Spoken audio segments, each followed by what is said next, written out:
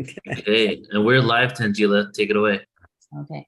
Welcome, everyone. We continue today becoming the Quantum Human Evolution, our one-day conference with Portal to Ascension and Soul Search. And we're just so excited to welcome our next guests here, Suzanne Ross, Melissa Feick, and Brandon Strabala, to talk about a very exciting topic in our quantum evolution, manifestation in the quantum field. And so, a lot of people, reach out to us at Soul Search and they really want to know about manifestation. Everyone wants to manifest the love in your life, manifest the new home, manifest health, wealth, abundance. So, I'm really excited just to kind of go in deep with the three of you here about what that really means, though, at the quantum level, in terms of we are now becoming quantum humans. So what does manifestation mean for each one of you, and where are we going, and what are some tools and tricks and techniques you guys have to offer? And for all of you who are watching on YouTube or Facebook, feel free to join us in the Zoom room if you want to ask a question. And for all of our audience members who are listening in the Zoom room and participating, we'd love for you guys to ask your questions as well. And so just to get started, I will introduce our wonderful panelists here, starting with Suzanne Ross. Suzanne is an amazing healer who has dedicated her life to the awakening and ascension of humanity through her books, her services, her TV network. She is the author of the Up trilogy, Wake Up, Rise Up, and Lighten Up, and also the executive producer of Sci-Fi.tv. And she is also the creator and host of the annual Sedona Ascension Retreat, which we were just speaking about in our last panel, which will be happening in March. And I'm sure, we'll bring up a little bit more information about Suzanne's Sedona Ascension Retreat, which is another huge community event that we'll be having, bringing together so many of our luminaries across the country. And we hope all of you guys who are watching can join us live in person in Sedona or via the live stream. So we're excited about that, and welcome, Suzanne. Thank you, Tangela. I'm so delighted to be here today and delighted to be with my co-hosts, Melissa and Brandon. And I look forward to exploring manifestation in the quantum field. Excellent, excellent. And then I'm also excited to welcome here Brandon Strabala, who is another one of our Sedona community leaders, and he is the founder of Organize, which is a powerful healing and transformational tool that he has been creating for over a decade now. And he brings the gift of being able to share EMF and 5G protection with the world. The magic of each device is in the mixture of over 50 different crystals with many different beneficial frequencies.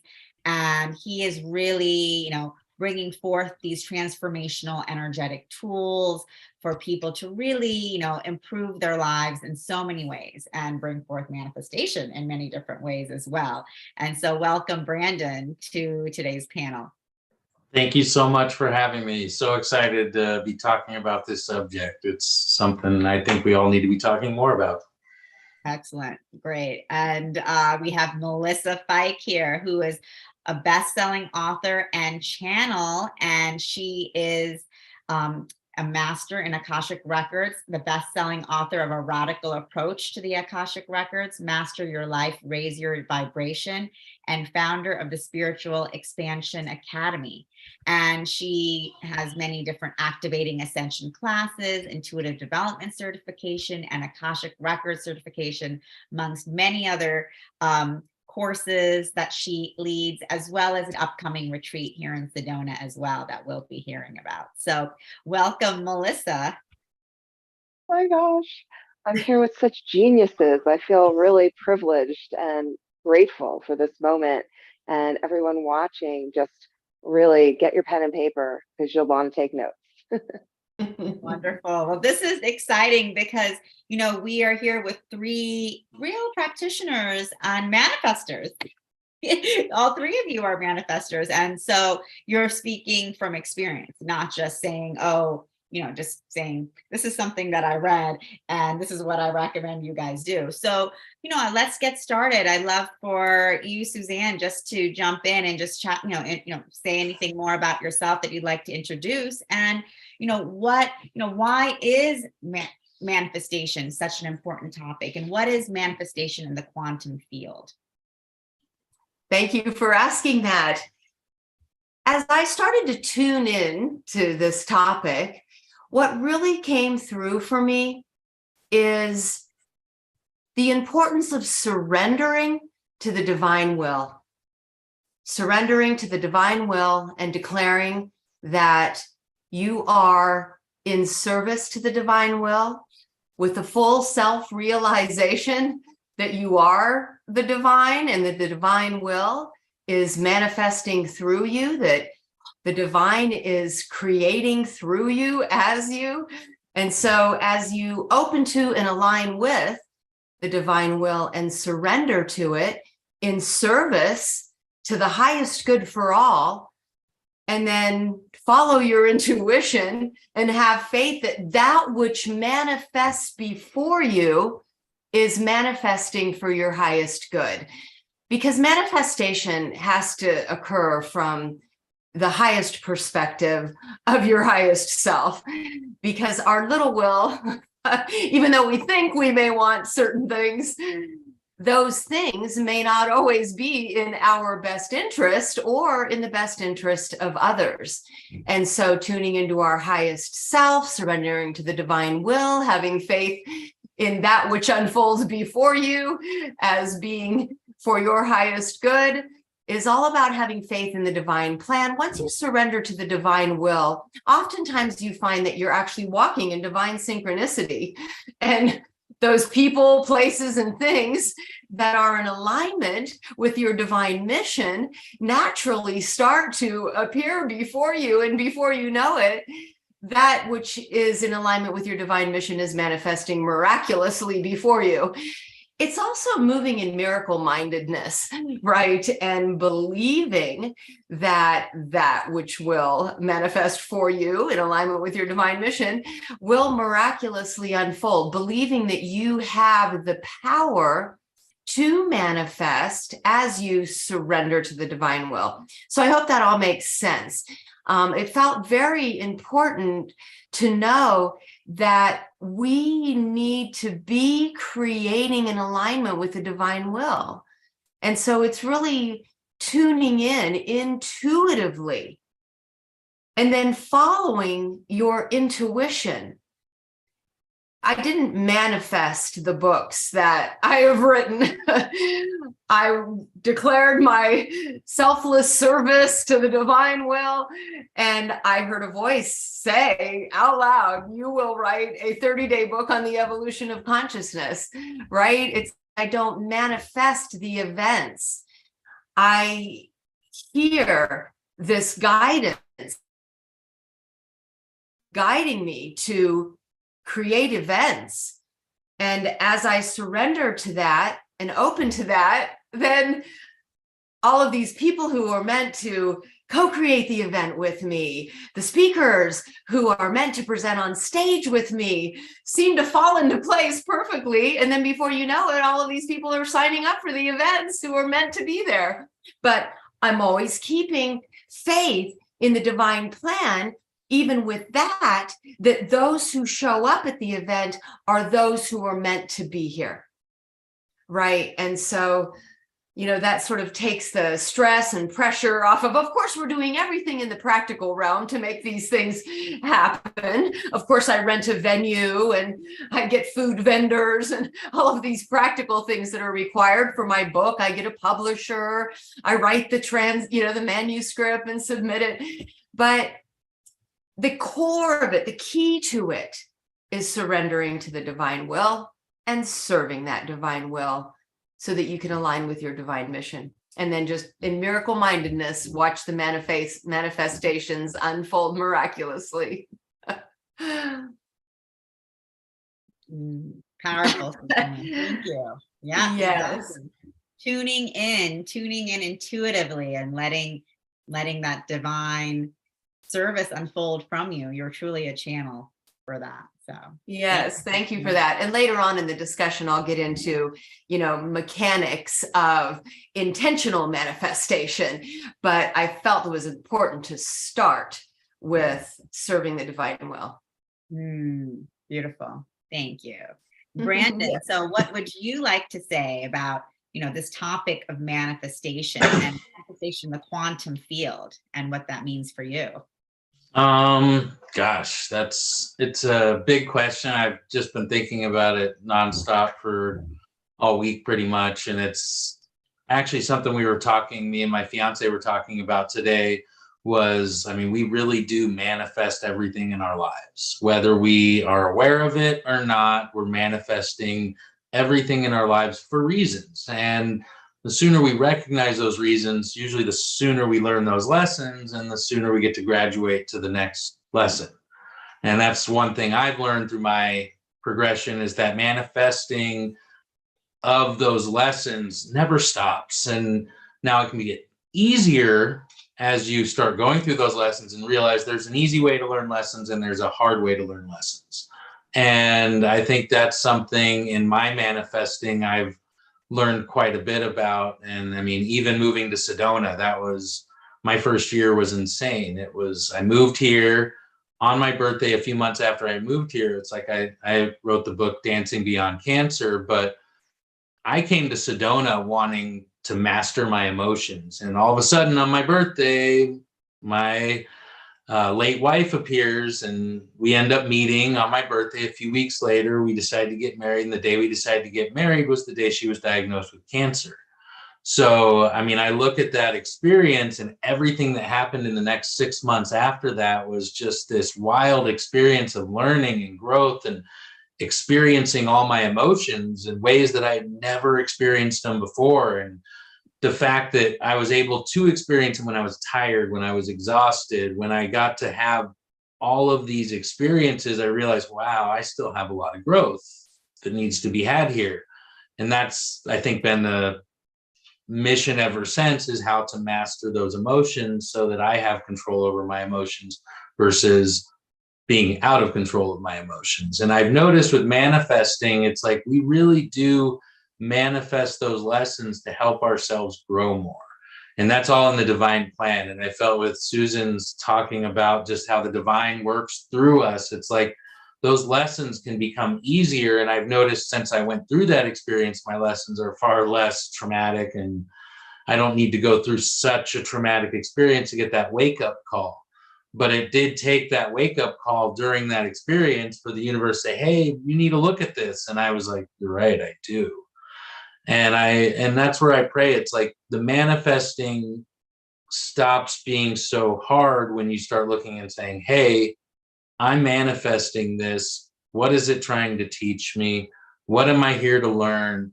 And then you get to start manifesting more of what you want versus all of these things that the universe is saying, here, you need this right now, before you can have all the things you really want. And that's, you really should learn this. And that's what I feel it is. It's like, you want this? Well, learn this. If you want this, well, then you need to learn this too. Until you learn this, you can't really understand why. And then it's like, but now, after having everything, and that's what I realized, I had it all, lost it all, but now I have such a better appreciation and strength in myself that now the universe is like, okay, now you're ready for what you really wanted.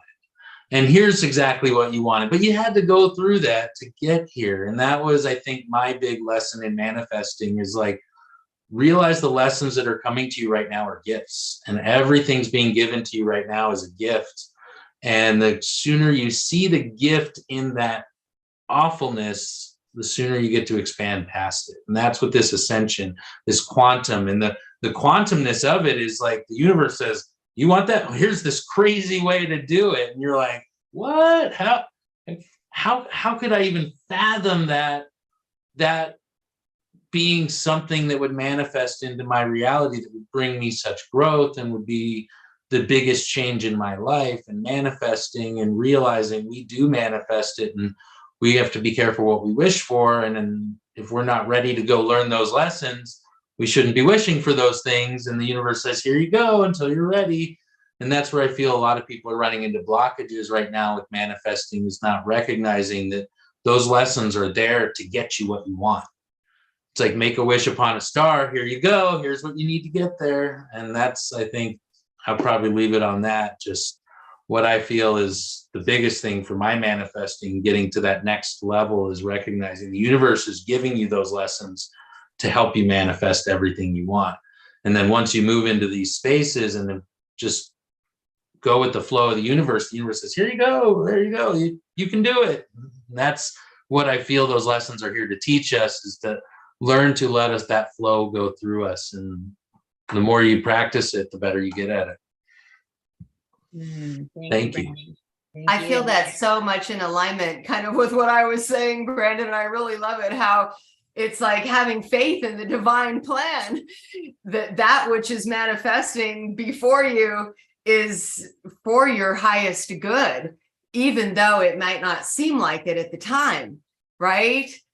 And so, yeah, having that trust in the divine plan's unfoldment for you, teaching you the lessons you need to learn, and manifesting that which is in your best interest, or, you know, teaching you those traits that you still need to develop in yourself, or testing you somewhat, you know, sort of this period of examinations to see, you know, how are you interacting with that situation now? How are you reacting to it? Are you taking the high road? Are you evolving?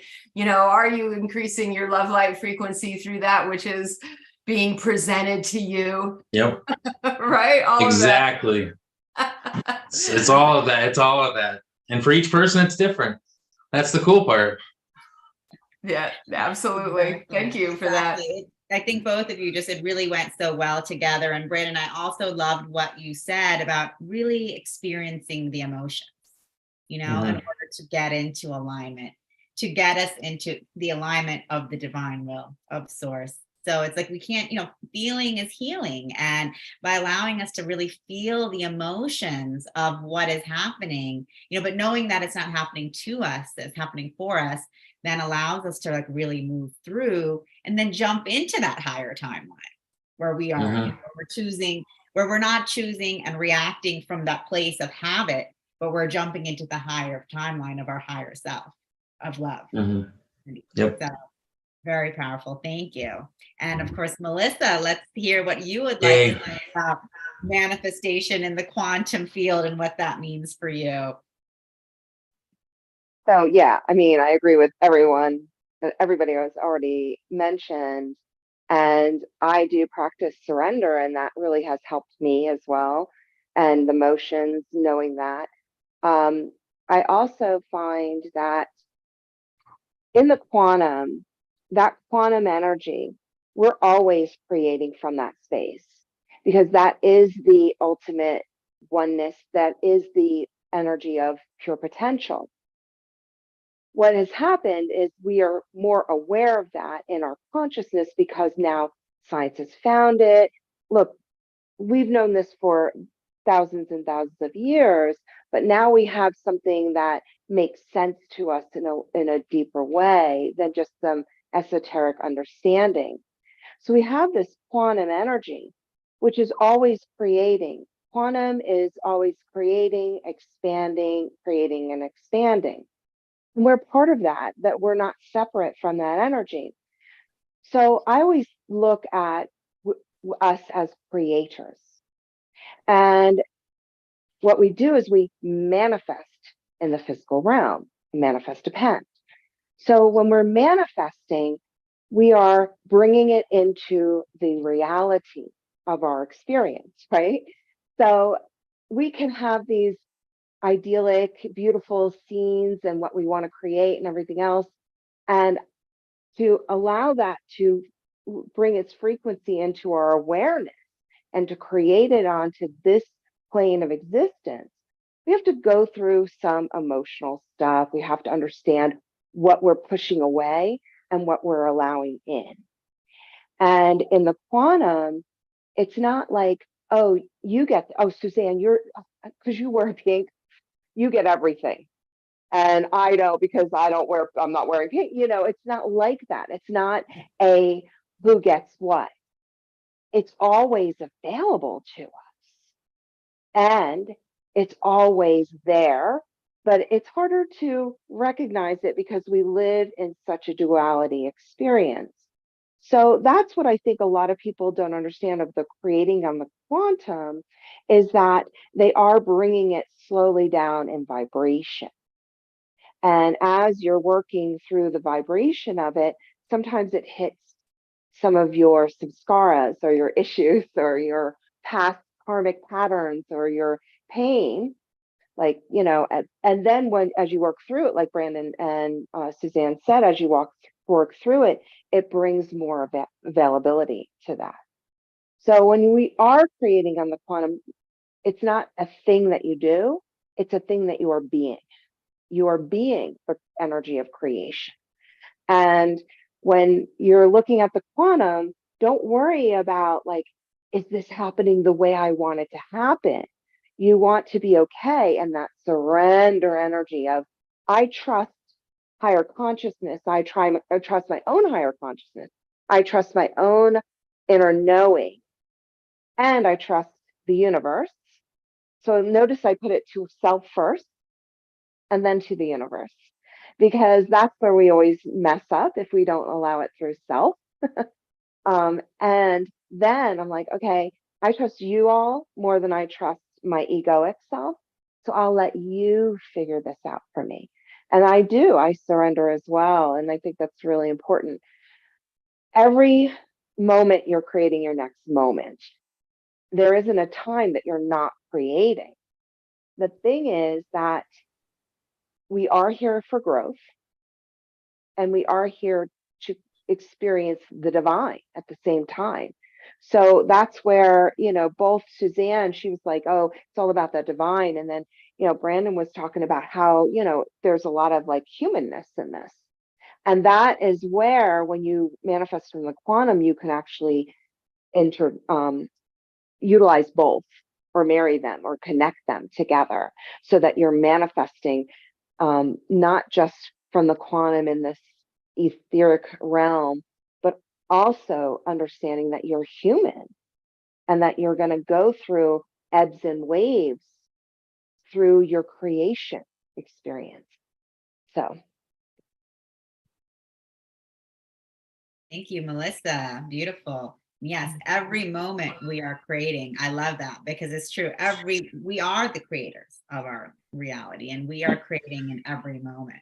And we can choose. We choose in each moment. Are we going to create in the highest of our timelines, or are we going to, be reacting? So I love that. I love bridging all of this together. And I see Neil joining us, our wonderful co-host. And do you want to jump in and say a few words about what manifestation in the quantum field means for you?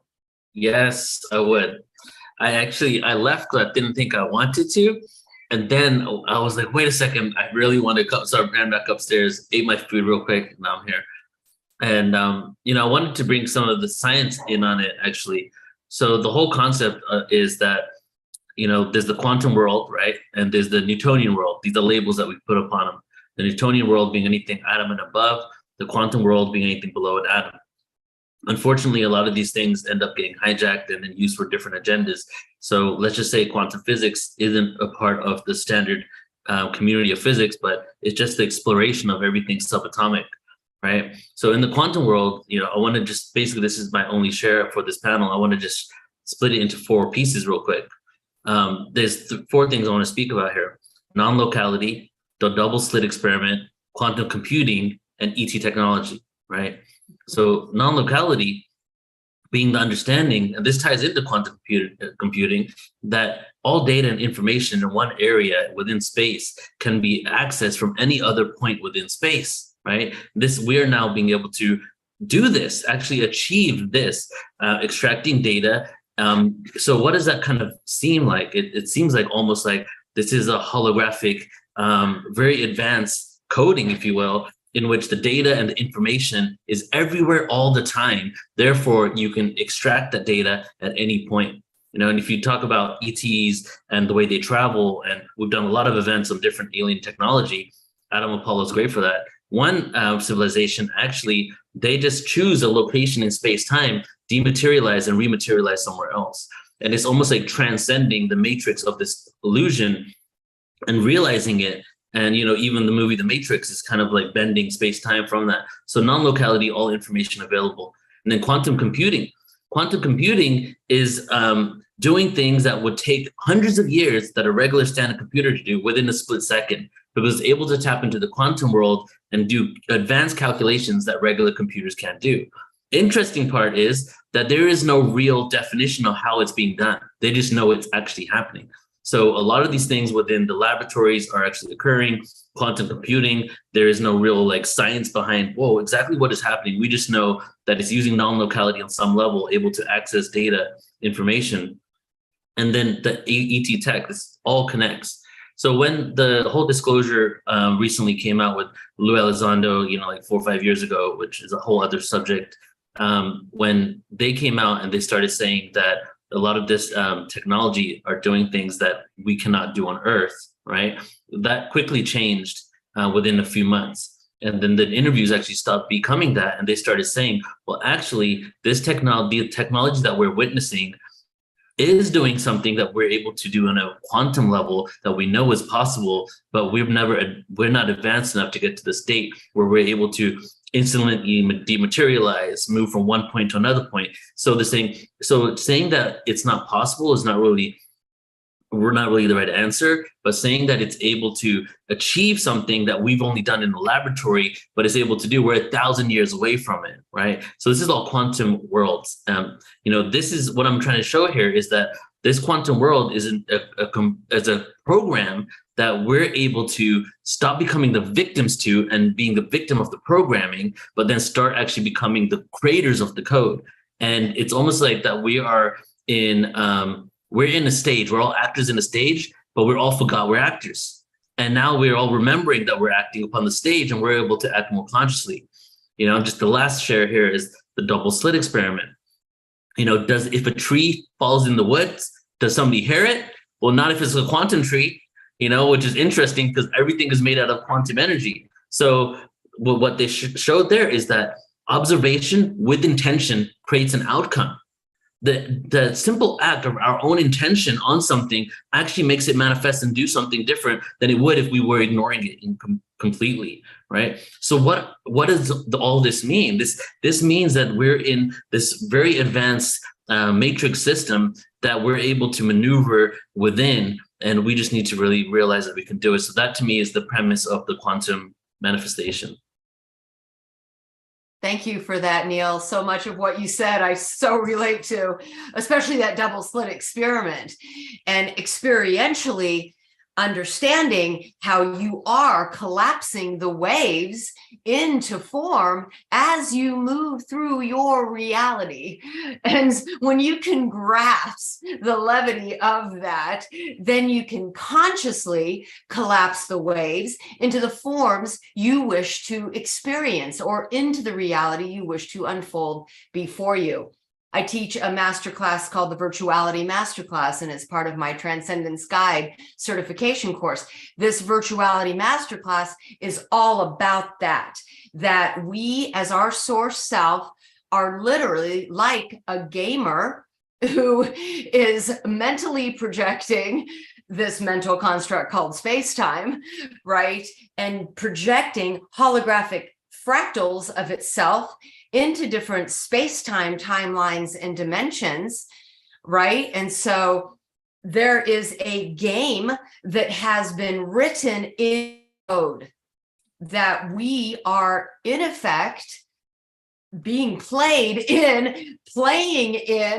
And when we can turn around and we can look at the source self, who is the one projecting us as the avatar in this game, and say, I wish to serve the highest will.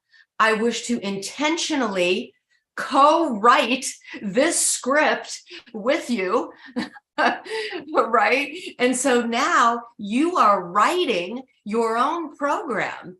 You are co-creating this movie, or co-producing this movie that's being projected through you with the one who is projecting you, because it's all you, right? And on the note of these, codes and all of this intelligence, this infinite intelligence that we have access to, that we can retrieve faster than the speed of light, right? We can intuitively tune in to that higher intelligence to guide us in creating or writing a script that serves the highest good for all, that serves the ascension of humanity, right? And so tuning in to that higher intelligence allows us to serve at the highest possible level. And I also believe that these codes are coming through the divine portal of the sun through which divine consciousness flows, right? And so on these solar rays or coronal mass ejections, these supercharged encoded photons of light are being transmitted with the effect of activating dormant DNA codes if we are open to receive that, right? And so I look to the sun and I say, I am in service to the highest good of all.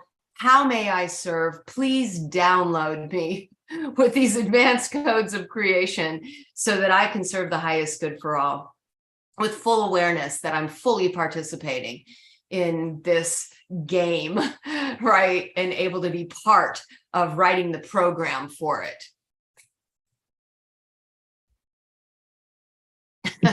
No, that's great. Thank you. I'm like, I feel the double slit experiment shows it perfectly. It's like when you observe it, it goes straight, but when you don't, it creates the wave formula. And I feel like, yeah, we're collapsing that wave formula when we have this expectation. And I think it's literally scientifically proving what's the concept of letting go of expectation. I think that proves it right there. You have to let go of those expectations to actually manifest in a wave form the infinite possibilities of what the universe can throw at us.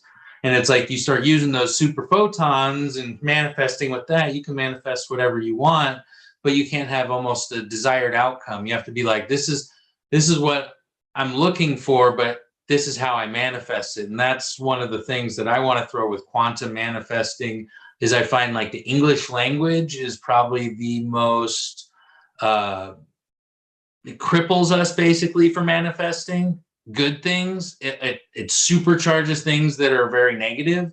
So when you want to manifest sickness and illness, those words are supercharged so well for sickness and illness. But when you want to manifest abundance and prosperity, I've found that's like the most struggling thing in the world to try to do that with the English language. However, I came across that Hebrew, Sanskrit, Egyptian, and Aramaic were higher vibrational languages. And since I switched to using those languages to manifest in, I'm actually getting more of that quantum manifesting versus what I feel is that English language is putting you in this like single line that you're observing it and it's so small, so tight, it's so limiting.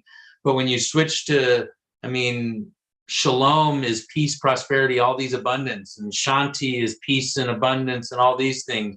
It's like Om Shanti, Om, Shalom. It's all the same sounds. Even in Sanskrit, the poem for prosperity that my friend had all the same sounds of the words I was using in Hebrew. So I'm finding, but what it didn't have was like the itties and the prosperity and the abundance or abut dance. And it's just, there's those words, those vibrations carry with us. And like, you can manifest quantumly with sound and vibration. And there was the word, it's like, that's the power. We're casting spells with our vibrations. And if you use a limiting vibration like English, it's going to be a lot harder than if you go look up something in Sanskrit, Hebrew, or Aramaic even, and manifest in those sounds, those ancient sounds, the tones that they use. It's like, we don't use those tones. Shalom. It's like you just don't get those grunts and those sounds, and that's how you manifest. Like that's changed my life more than the orgonite, more than dancing, more than anything, was switching to Hebrew rather than English. If you want to manifest in English, you're fighting a huge uphill battle. If you want to manifest. That's why the light languages, I'm even fans of those, because it's like now you're using stuff that's not within our realm. So you're manifesting in, I think, a wave versus a single line. And the double slit is proving that that's how we manifest infiniteness. And how do we do that? Well, to each one, I think it's going to be a different progress of understanding that creation. But yeah, it's different for each person. Thank you. I love that you mentioned that. When I look into the sun, I say, Om Ahum Vajra Guru Pidma Siddhihum over and over again. And it's like, that is what's compelling this transmission of the higher codes, is that Sanskrit language. But yes, also Hebrew, and I have Aramaic symbols all over my room, Aramaic symbols, and the writing from the Torah, and that's Hebrew, right? Yeah, I have shalom like in my room. It's like it's everywhere. If you look anywhere, I'm getting subconsciously reprogrammed to those frequencies and vibrations. And that's what it takes, is you need to surround yourself with it, engulf yourself in it, if you really want to reprogram some of these old programs that are limiting us. And that's the thing, is we're manifesting some of these limiting programs versus overriding it with a more powerful program that says, I don't care what your limiting program is. We're going to manifest this. And that's I think a power in manifesting now with some of these languages, is like that, or just putting that much intention into it. The more intention, that more power, the quicker it manifests. Mm-hmm. Yes, I agree 100%. You know, as you're saying this, I'm having a realization of these languages that you're speaking about been around for thousands of years. English as we know it is more of a current occurrence. And these languages that have been around for a long time, definitely Sanskrit, which became, which is connected to Hindi, and a lot of the Hindi words are the exact same as Sanskrit. They didn't even change, right? We're at a time where our level of consciousness was at a much higher state, right? So, and it was also the introduction of language, introduction of writing at that point, because before, we could have been actually telepathic. And then when we were devolving, we started coming up with words, writing, pictures, and all this stuff. So it makes sense that the languages that came right after the telepathic age would be the ones that are most connected to source, right? And then we kind of devolved, and the one that took over right now is a product of the times, the age that we're in, right? And as we're going back up, so it's all good, right? It was the age that we're in. We've been there. We've had that darkness experience. Now we're bringing these back. So you're making me realize, because for a long time as an Indian, when I first woke up, I'm like, wait a second. Why is all this stuff that I was raised with everywhere? Became spiritual. And then I was like, how come all these people aren't Indian? And they're doing this stuff. And I looked at my own family and my own people, and they were following things so blindly without the realization of the frequency. It just became ritualistic, So it's really taking away it being just ritualistic and contractual, because so many times it becomes contractual. If I do this mantra, you give me this. That's what Hinduism has become. And now we're taking back and realizing that we are the writers of that contract, right? And through these frequencies and sounds, we can manifest, whatever world that we want. Well, just like Brandon said, I am the word. Sorry, Tangela. Go ahead. But it's like, in the beginning, right? There was the word. In the beginning was the word. And it was the word that created things and beings, right? And so when we're wondering how to manifest, we manifest with the word, with these sacred languages. Yes. Exactly. And I love what you said, Brandon, about manifestation without expectation, because that is, I feel a really powerful key to manifestation, is letting go of that expectation that I know what needs to happen next, and letting that divine will and source really flow through and allow that manifestation to unfold. And when we use these powerful ancient languages, the mysticism of sound that exists within each intonation, like you said in Shalom, and in all these Sanskrit words, you are speaking in these reverberations beyond the confines of what when we say something in the English language, which we've been raised in. So it's like really releasing that expectation as we're moving forth in that manifestation. We're actually releasing that expectation when we move into those ancient sounds, because it's far beyond. We're letting the sounds unfold the power of what they are, rather than just saying, I know what this means and I know what's going to happen next. So Paul Selig is going to be at my event, and something that Paul Selig has channeled through the Melchizedeks in all of these books that he's written is to say, I am the Word. I know who I am. I know what I am, and I know how I serve. I am the Word. I know who I am. I know what I am, and I know how I serve. And it is without labels. It's not, I know who I am, Suzanne, author, speaker. No, I know who I am, an emanation of the divine. I know what I am, the embodiment of the divine. And I know how I serve the divine will. I am the Word. Right? Melissa, what do you think about all this? I actually had a channeling. It was a personal channeling very recently about. I've been asking a lot about the mental mind and the alchemy of oneness and the alchemy understanding of, the mental. And because I said everybody talks about the word and this thought process of creation, and every time I would hear that from people, I always feel like there's a beat skipped because there's something that's missing in that for me. And I've been asking a lot about this, and I recently was brought up to what I see as the quantum, and then from the quantum, how I see it is the 0 point field. So right from the quantum is the 0 point, and from the 0 point, everything is created. Now that's the way that they've shown it to me, and what makes sense in my own mind. I'm sure it's, even if somebody explains it differently or uses different language, it's probably similar. And what they said was, it's not about, you think it's mental is words or mental is thinking, but mental is structure. So when we are manifesting in the quantum, it's the possibilities, like anything's possible up here. And then as soon as it moves through the 0 point energy and it starts to become more of in our universe, more there, it becomes a structure. And when it becomes a structure, then it has more availability as we move down in frequency. And that's just what I saw with, because I've been asking, you speak that this is all about mental, but people think it's thoughts, that mental means thoughts. Mental means structure.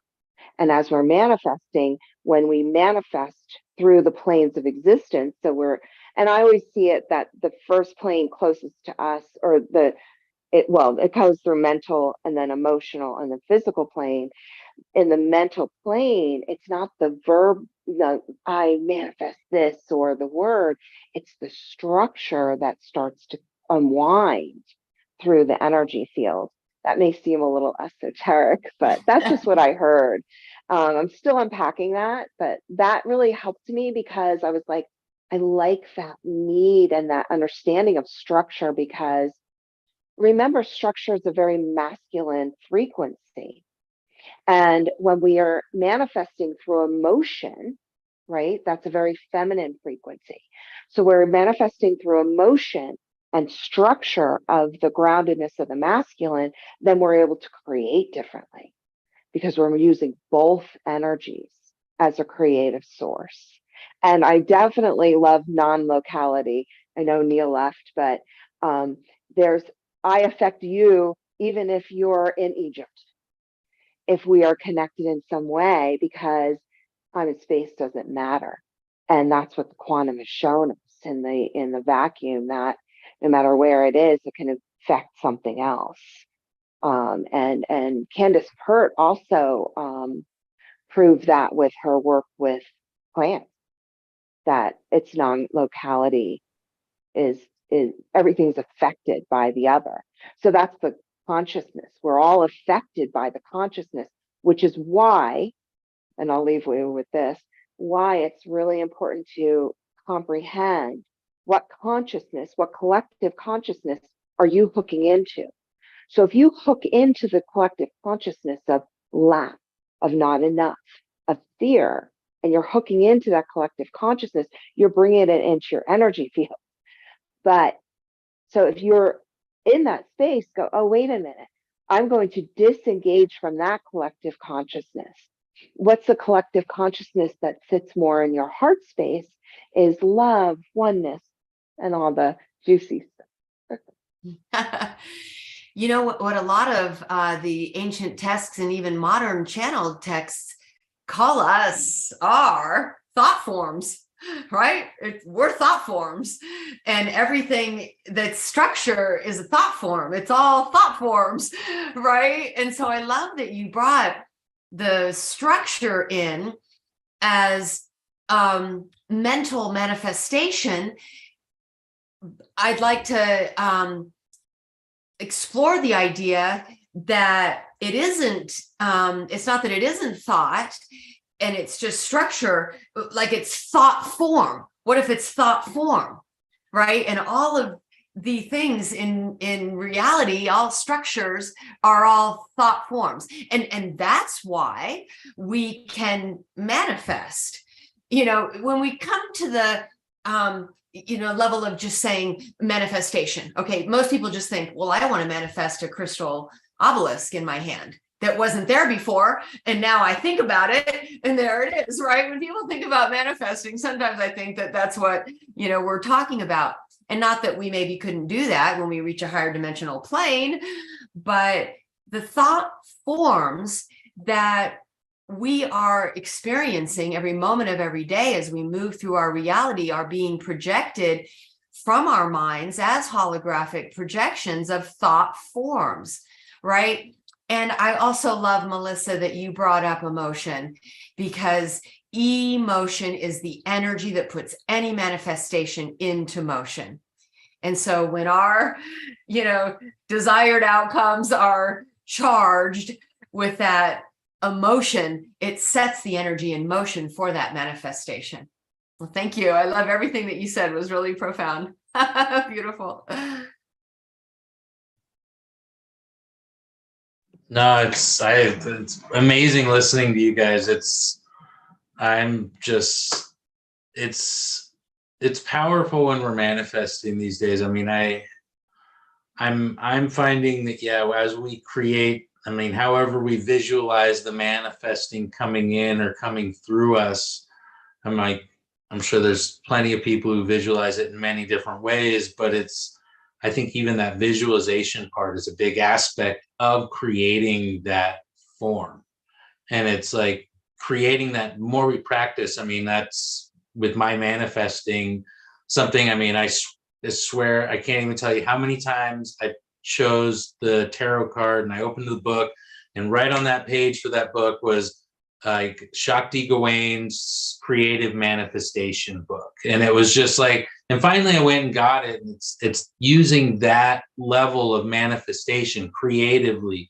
And that's even some of the stuff with like Russian magic and creating stuff. It's so much creativity involved in it. It's like cast spells on yourself and for the benefit of all. And that's, people are so like, oh, spells. It's like, well, spelling. It's like we're casting spells when we say words, whether we know it or not. And if you cast it for the highest intention of all and the highest intention of yourself, good things start coming back. And that's what I find is it's putting it out there and allowing whatever comes back to come back without the expectation that it needs to come from here.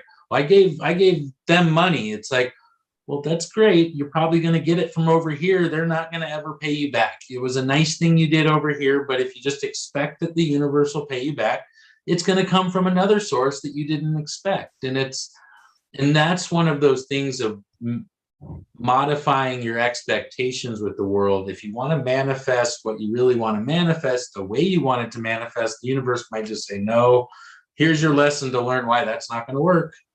And I'm going to keep giving you that lesson until you learn why that way doesn't work. And that's why try ways that manifest, listen to people that have tried ways of manifesting. And that's why I love listening and being part of these groups, is you learn how experts manifest. It's like, maybe you're not even there yet. You're like, wow, the way that they talk, but you need to be able to talk the way that Susan's talking about manifesting her ascension retreat. If you're not talking that way, or this way that Melissa talks about the way she visualizes in her books and all of that, it's, if you're not talking that way to yourself, you're not going to manifest everything you want. And that's what I'm finding, is we have to identify those programs which are limiting us. And I think that's one of the biggest things that people don't look at when they're like, well, I'm trying to manifest this, but I'm trying to manifest $1 million, but I spend all day thinking about how broke I am. It's like, well, I've done that. I've been there. I feel you. It's like, I have so much sympathy there, because I spent all day thinking about how I couldn't afford things, or how my bills, these and that. And I spent so much of my day thinking about how I couldn't afford things. I was not manifesting abundance. But then when I started programming with Shalom and just saying that I'm going to manifest with this new program, it just overrode everything. It's like, there's so little power in some of these programs that we have, but if we don't identify them and we allow them to keep running the show, then we keep reinforcing that program and building ourselves deeper until the universe says, are you done yet? Are you going to reprogram? Are you going to redo this? Are you going to relook at this? I'm like, everybody in your life says this about you. When are you going to say that you're an angry person, Brandon? And I'm like, well, I had to wait till my late wife and dad sat me down on a couch, and while my late wife was in hospice, and said, Brandon, you're angry. And I'm like, you're right. I'm angry at a lot of things, even though I'm happy 95% of the time. That 5% that I was angry, I was really angry. And it's like, it wasn't bad to feel that, but if I let myself sit in that emotion for too long, or not fully experience that emotion, I was not helping myself or helping the people around me. And that was what my lesson was like, well, that's toxic energy for other people. So you need to learn, here's your lesson. And it's like, that's sometimes what the universe is trying to tell us, is you want to manifest getting past all of these problems with your family, with this, with that. You need to look at this and you'll resolve those issues. And that's what I think the universe is trying to provide us, and saying, here's that opportunity. And it's like, since I've been through it, it's like, okay, now I'm glad I'm where I'm at, because I'm not going through those lessons that were like, oh, this is really hard stuff. It's really dense stuff. And that's what it is. We're ascending. We're going into that quantum realm. And if you're manifesting in too much density, you're not in that quantum field. You're not manifesting from that field. And as you move up in vibration, the infinite amount of possibilities that your consciousness allows in expands. So it's like, oh, I want to manifest $1 million. Then years down the road, you're like, oh, I could manifest $1 million, whether I'm not even thinking about it anymore. It's like, that's where we're moving into. It's like, you could just make it appear on the table, but we're not there yet. How do you get there? Working on yourself, identifying limiting programs, and then putting new programs in that are of those higher vibrations. And I mean, Neil, that was one thing he said, was the Native American language. And that is huge. They don't even say certain names, like complete Harry Potter, Voldemort style. They don't say, we don't say his name. That's how the Native American culture is with words. They don't say certain energies, because you invoke that spirit. And you start seeing these names in movies and TV and our words. And it's, right now, everyone's going to their work week and looking forward to their weekend. And I don't want to work week, and I don't want to be weekend. So why is everyone looking forward to that? It's like, we don't understand what we're manifesting sometimes, even with our language. And that's something I think that's getting a lot more attention these days, is just manifesting with language. It's like, there's so much power there. But I'll stop there. And what are you wishing to manifest? It feels important to look at that, right? Like, just talking about $1 million, and I know you're just using that as an example. Yeah. But I think what has really been found, and what comes to mind is Lynn McTaggart and the books that she wrote about intention and the intention experiment. And then she did this program of getting people together around the world to project an intention for something to happen, like for the crime rate to drop in a high crime area. And lo and behold, the next day the report would be that yes, that crime rate had dropped, right? And then suddenly the people in the group were experiencing prosperity like never before. Another thing the group did is they prayed for other people to get well. They might have chosen someone dying in a hospital and saying, if it's possible, if it's in the highest interest of this person to heal, please let's pray for healing for this person. And they prayed for healing for someone else. And everyone in the group had higher health and well-being, had more health and vitality.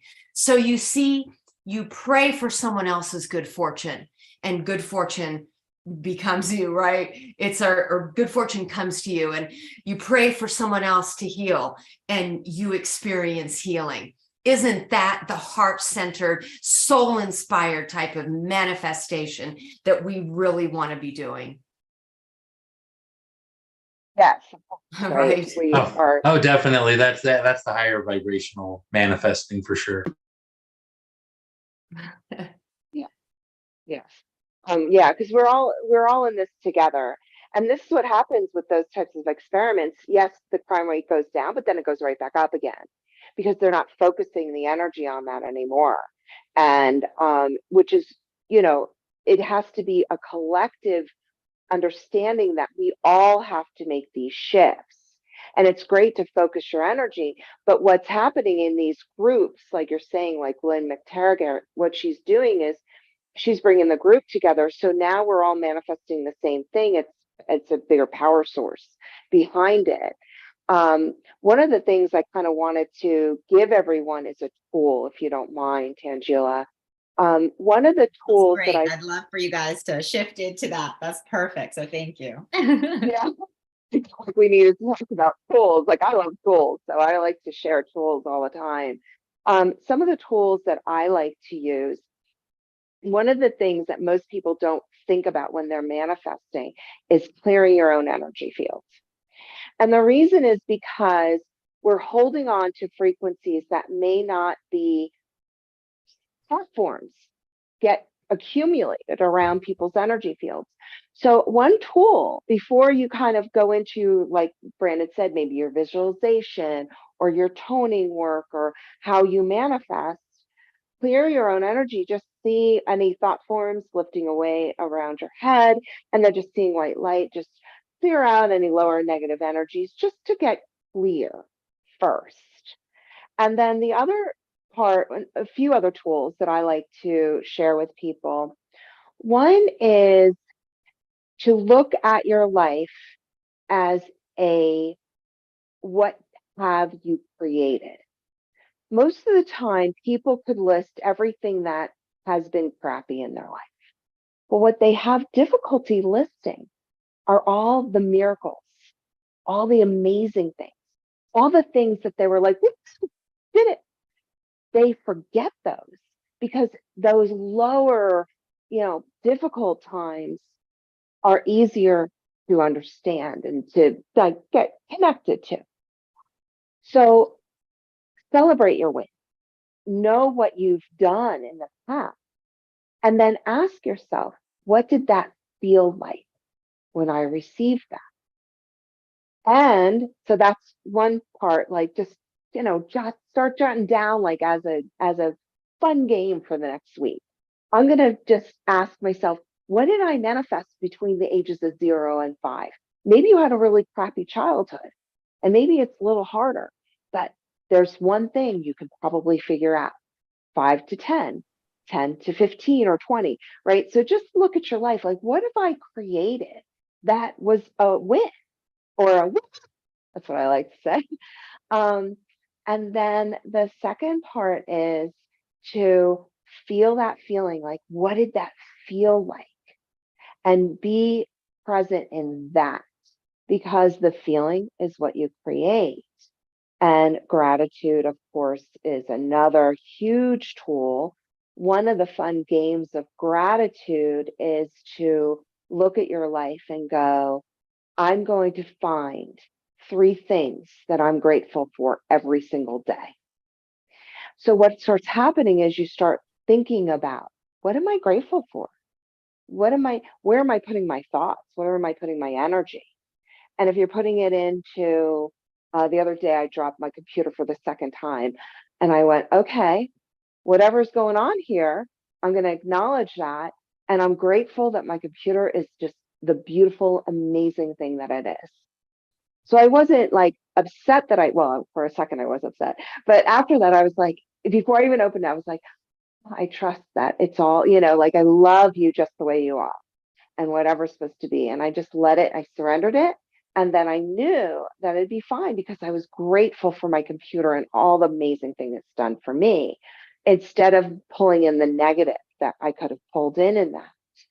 And then the third or fourth, wherever I am on my list, is working on looking at your life through giving and receiving. Most amazing light workers, starseeds, spiritual people, they're awesome. Giving is amazing. They're amazing at it. Like that is their gift because they love to give. And they're not always as available to receive. So actually, years ago, I channeled this divine love meditation. You can find it on my website.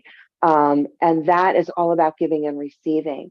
So I just want you to ask yourself, like, what does it feel like to receive from oneness, from the divine? Because if you can allow yourself to receive from that space, you have more availability to receive. But most people, and I'm not saying everyone, most people are conditioned to either reject receiving or they're conditioned to just give. Like, what can I do for you to make you happy so I feel safe in my environment because I had a crappy childhood or a difficult experience or whatever that was.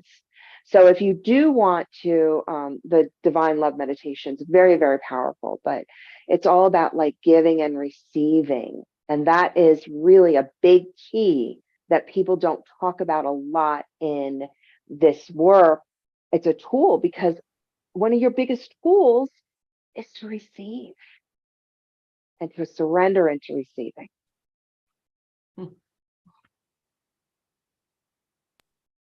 Beautiful. I'd be delighted to share a tool that has worked well for me over the years.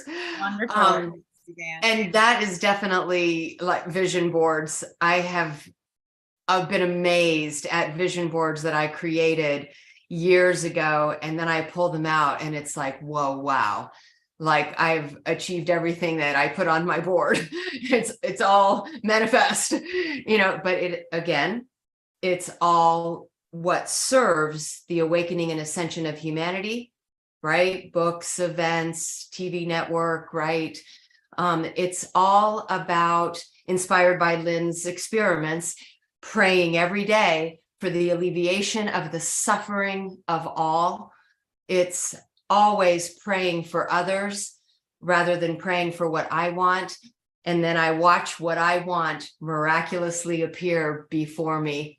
And so what, Melissa was saying about giving and receiving, it's quite miraculous how when you open your heart and pray for the highest good for all, yourself included, then you just watch, right, as everything miraculously manifests around you. And that which manifests around you is in alignment with your divine mission, which is always to serve the highest good for all, right? So vision boards are a powerful tool. And yes, you might be able to manifest a new red car if that's what you really want. But if you want to co-create with your higher guides, if you want to energetically create in the universe the highest frequency of love and light, I invite you to pray for the alleviation of suffering, for health and wellness for all, for prosperity and abundance for all, in equality, unity. Pray for peace and harmony. Thank you. Thank you both. Those are awesome recommendations. I'm like, personally, something that I know has worked for me, and actually me and my fiance just recently redid ours, because every year I put a piece of paper with my New Year's goal or the new goals for the year. And honestly, I mean, one of mine was for the Chinese New Year. So you can do it on January 22nd if you missed the first of this year, or you can do it right now. It doesn't really matter when you start it. The point is you just start it. But we wrote down, and it was the same thing: for the benefit of all and the highest good of all involved, I manifest these things. And then you write down what you want, and it's for the good and the highest good of all involved. And that was one of the aspects that I felt very important to manifesting, is you want it for the highest good of all, and you want to be thinking of others in all things that you're doing. And the more you think of that, the more you, I think, are rewarded for that giving of your energy to others. And that's the essence of giving. And I feel receiving is that constant giving. If you're always thinking like, I don't just want $1 million at the expense of everybody, I want $1 million to help everybody thrive. And that's the other aspect of why do you want it? What is the intention? What do you want to do with it? I want to help so many more people. And that's one of those aspects that I feel we in manifesting in the spiritual community have to always take a look at is, are we feeling the need to feel impoverished because the yogis and the gurus were poor in the past, but the community supported those people to live that lifestyle and hold space. And I feel even something that's always felt good for manifesting is, I mean, we already have an entire homeless population, or people that live without housing, however you prefer to call it these days, since it's a trigger word for some people. But imagine if we as a community built centers where these people could meditate all day long, where they would be given food, water, and everything. And we had 10,000 homeless people or people without housing holding space for our community. We literally have the means to do it. And we could have the 7,000 person meditation effect that lowered all of those things and people holding space. It's just, we're not providing that to our world yet. And it's a yet. It's like, it's this close. I see it happening. We just have to put ourselves in a space where we think in grander terms than just ourselves. And when we start manifesting together, and I think that's the other aspect of manifesting, is writing those things down. And then I put them under my bed. So you're unconsciously in your field manifesting those things which you want to create. Now, when you start doing it with another person and they're helping manifest, and you're on the same page and you really understand what it is you're trying to manifest, you start manifesting at a whole nother level. And that's, I mean, I've been, like I said, testing this shalom thing for like 6-7 years now. And now I'm doing it with a partner, and I'm seeing the nuances of when we're aligned, things go boom. When we're disconnected and we're not manifesting, we're not hitting that alignment, we don't manifest quite at the level when we're just boom. It's like, and it's crazy some of the manifesting we've had with her dance projects and my dance passion for dance. It's like, it's just this fire that just can't, it's unstoppable now. It's like it's turned into a supernova, and it's that manifesting power. But you need to manifest with people that are on the right alignment. And if people aren't there, some people are even wishing, even though they tell you, I want you to succeed, on a subconscious level, I really want them not to. I really want them to fail. And you got to make sure when you feel that in your gut that someone's sending you that energy, it's like, that's fine. Thank you for that opinion. You can keep it. And I'm going to go manifest without you. And recognize that not everybody wants the best for you, and that sometimes you have to go just do it, figure it out on your own. And then once you master it on your own, then the people in your lives that are going to help manifest it at the next level. Because if you don't know how to do it on your own, you're not going to get any better with doing it wrong with two people. You're going to get you're going to do it twice as wrong. And I think that's ruined a lot of friendships, because it's like, I wanted to manifest this, I wanted to manifest this. And then you talk about both people's visions and they're so different. It's like, well, of course you guys weren't going to manifest that. And you're going to go off in your separate ways. But it's like, when you are dialed in and you know what you want to create with another person or with other people, it just manifests. And I think you, Susan, probably experienced that a lot with your thing, because it's like, we all want to do this. So it manifests in so many unique, crazy ways, because you have all these people united in a goal. And that's something that I see more power and more coming together. How do we manifest all these things? We got to do it together. We can't do it separate. We have to be masters of ourselves so that we can be more of an assistance to the community, to the whole. And the more work we do on ourselves, the more we assist the whole in making those lessons easier. 100th monkey effect, manifesting. So the quicker we learn how to manifest, the quicker it is for everyone else to manifest. We have it hard right now because everyone else isn't doing it. But when more people start doing it, we're going to notice that we're going to start manifesting on a whole nother level too. It's like it's a push-up effect. Right now we're pulling everyone up, and eventually they're going to just push us right up through the rafters, where we are manifesting things on this planet that we can't even comprehend right now. That when we start realizing that potential of manifesting on this grander scale, this great awakening, this whole new level, this whole new earth, like that's the power I feel we have. And recognizing when people are in alignment and aren't in alignment is a big lesson for us right now, so that we can all get on the same page and learn how to communicate, learn how to share, learn how to know what you want and share that with others, so that they can either say, yeah, that's what I want, or no, that's not what I want. And if you can't express that, then they'll never know. And I think that's a big aspect of creating and bringing form to what your vision is. What is it that I want to create? I don't care how I get there, but this is what I need to create. And that's what we need to let go of, like saying the goal is over there on that wall. The wall is that goal. How do we get there? It's a wave or it's a dot or a line. It can be a straight line or it can be a wave. And the wave, when you get a bunch of people, it creates a tsunami. And that wave is just insane. So I don't know, I'll leave it on that. Love that.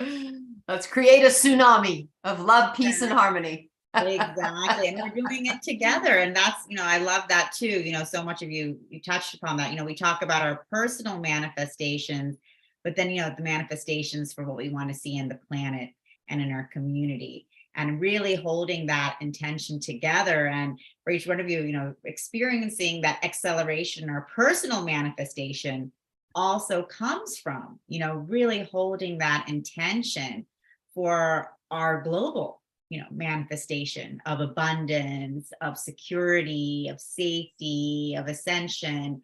And as we talk about our, community and personal family here, I want to also bring in a question we have from Russ, who says, how do you begin to get in contact with higher beings? And I want to just ask that as a question to each of you. And what does that have to do with manifestation? Or nothing? Does that have anything to do with manifestation? Getting in contact with higher beings, and what is the role that the higher beings play for each one of you?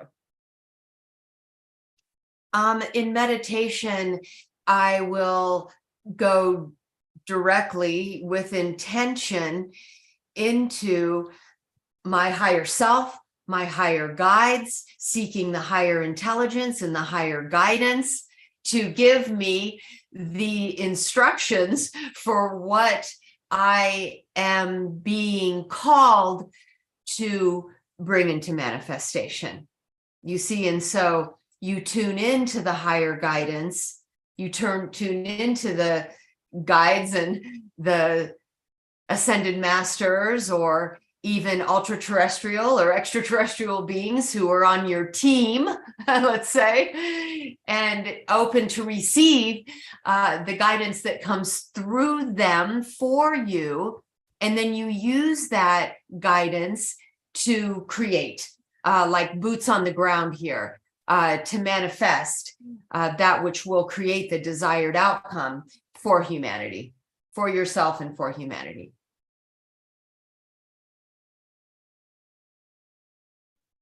Yeah, I'll answer as well. I was like, go ahead, Melissa. Sorry. Thanks.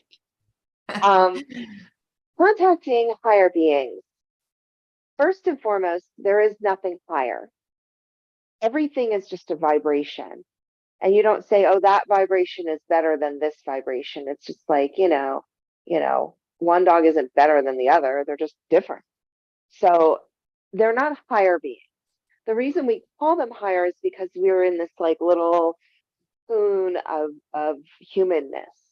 And we think, there's something that's there that I know is more of who I like, sense of who I am. I believe that there is, I do know that there are all sorts of beings, and I've talked to and experienced many of them, like Suzanne.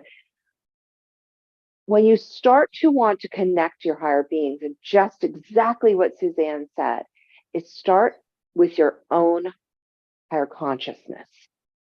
And the reason is because when you start opening up to that piece of you, then it allows those other beings to come through, because they are always filtered, at least the way I see it, they are always filtered through your higher consciousness anyway.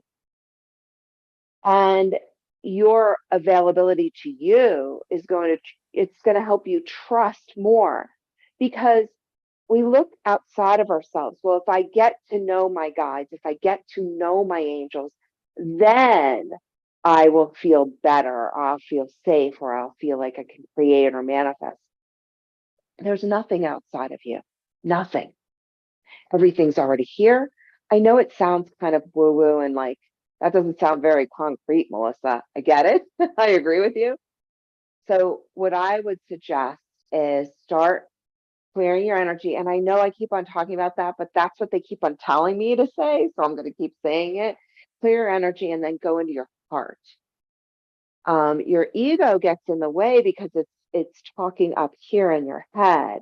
When you go into your heart, you have more availability to your higher consciousness, to your higher self, and to guides, because your heart space is more available, and we come from more of a place of calmness in our heart and more peace and openness than we do from our head.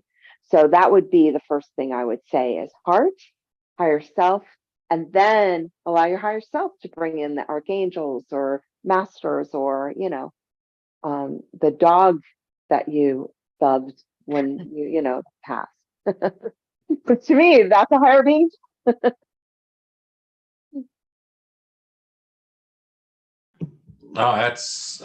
Thank you. I actually, my dogs definitely come to me as well. I'm like, so those actually, one of my dogs is who I ask for blessings in my manifestations when I want to manifest. She was actually the first one that kind of started coming through to me, that appeared and was like, I started getting all these bear signs, and then found out that my dog had passed. And during that time I was getting all these bear signs, and then I got all these bear signs afterwards. And it was like, and then she started appearing to me as a big white polar bear. And it was really weird just having that energy, but feeling her presence there. And it's really interesting because I pray to her now in helping manifest. And she, with another one of my guides, I make a prayer to them and they help create my manifestation when I really feel, because it's like I said, when you're united and you have other entities and energies encouraging us into that field, it's so much quicker. It works so much better. And that was one of the things that I think that I learned with manifesting was I need to ask for help from my guides. Otherwise they can't help. They need our permission. And the higher beings that are out for our benefit are working on permission. So if we don't ask for that permission or ask for that help or ask for that assistance or ask for whatever it is that we want, it's like ask and ye shall receive, but don't ask and don't receive anything. So like we really do need to ask for their help to get that guidance, to hold that extra space, and just to ask for help and ask for the highest good of all involved, and to hold that space, and to say I'm inviting beings that want to hold the highest good and the highest good of all involved, to hold space, even if you don't know who they are yet. Like just start asking. Like those are one of those things. They're there. They're waiting. They'll introduce themselves when you're ready. And that's the thing that I learned was like, I mean, I had an energy which I didn't even know who he was, and then all of a sudden somebody's like, this is who you are. And I was like, oh, that makes more sense with my guardian angel now, why I'm here doing these things. And now, wow, that makes a lot of sense. And that's where I find it's like the universe is going to give you those answers, but taking those small steps. And my first step was just like, hey, there's imaginary friends out there that aren't so imaginary. And that's even something I'm coming to terms with lately, is like kids that grow up with imaginary friends, they may not be as imaginary, and they're manifesting this reality, this world, and you start creating this. I'm like, when kids can perceive that and they're playing with imaginary friends, they may be seeing things that we can't even perceive because they're playing in a world that we can't comprehend anymore. It doesn't mean it doesn't exist. We're just not perceiving it anymore. And that's what I'm realizing. It's like there's a lot to this quantum realm of creating. And if we can realize that there's other beings and energies and extraterrestrials and ultra terrestrials and all those other things, they're there to help us. There's a lot more that want to help this universe grow than are trying to hurt us. And that's the other aspect we need to realize, is there's a lot more holding space for us out there than we realize. And when we ask for that help, we're inviting it down for more people than just ourselves. When we ask for them to help the benefit of all, they're helping the benefit of all. So the more we can work together with even our other higher energies, the quicker this happens too. And that's another part of manifesting that until you mentioned it, I'm like, I can't believe I didn't even think of mentioning this until now. But it's like, I have to ask for that help from my angels. So I encourage other people just to start asking for help, to start asking for their angels' names, to figure out what their angels are there for, to take all the steps. I mean, go to psychics, ask psychics, figure out, go to a couple. And when the same ones give you the same answers, you'll be like, okay, yeah, my imaginary friend's not so imaginary anymore. And that's what happened to me, is like, I gave a gift to an imaginary friend, told no one about it. My friend told me about it. And I was like, either you can read my thoughts, or my imaginary friend really does like the gift that I gave them, or it's just all real. And I'm just like, or my imaginary friend's not imaginary. They really do like this. And you really can read my thoughts. And either way, something weird just happened that you told me that I did something that I didn't tell anybody. It's one of those things where that was my awakening. And since then, it's been one thing after another, figuring out like, oh, wow, there's so much more to this world that we don't understand. And we're just starting to. And even as somebody who's been experienced this for over a decade, I feel like a child in this world, a child in manifesting. It's like, I put a decade into learning how to do this. I feel like I finally kind of got a grasp on it, maybe a little bit, and a long way to go. So I think that's what we all need to realize, is we all have a long way to go, but as we work together, it'll make it a lot easier. I love all that. Thank you, Brandon, so much. I feel really compelled, so excuse me for interrupting, and I did. I just want to give everyone the understanding that there is an overall theme that everybody is talking about right now. And the theme is that we are not manifesting anything alone. We are all in this together. And even though you may have an individual desire or want something you want to create, we're all creating this together. And we are all manifesting. So as Brandon is talking, we're getting that connection, and we're allowing that, his wisdom, to help us manifest. And same with Suzanne and Tangela, right? So the theme is that you are not alone on this path, and you're not alone in your creations, and you're not alone in your manifesting, because we all are doing this together. Thank you, Melissa, for saying that. I just want to say this has been such a powerful conversation about manifestation, because really, you know, we are all truly riding the wave of manifestation together. And that's what it is. It's a wave. And it's one where we can let go of the expectations of what that wave is going to look like, but we can really enjoy that journey, knowing that we're so supported by our brothers and sisters here in all of the other realms. And when we can kind of relax into that support and knowing, you know what, I am so supported, I can also support others too. And I think that's such a big part of manifestation as well, that we're really talking about here, is just, you know, moving beyond that old paradigm of, you know, have and have not, you know, of that scarcity mindset, that if you have something, that means I won't have. And it's no, like, you know, we're not, you know, we know that there is abundance for all, that we live in an unlimited universe. And so we can truly step into supporting one another in all of our creations and manifestations together. And that's what's creating this acceleration and ascension. And so I just want to thank each of you for being such a powerful presenter and sharing your tools and gifts with us. And, you know, just I wanted to give each of you an opportunity to share a little bit about yourself, how people can get in contact with you, and some of the things that you're manifesting for all of us as well. So Thank Suzanne, you for if you'd that like to jump opportunity. in.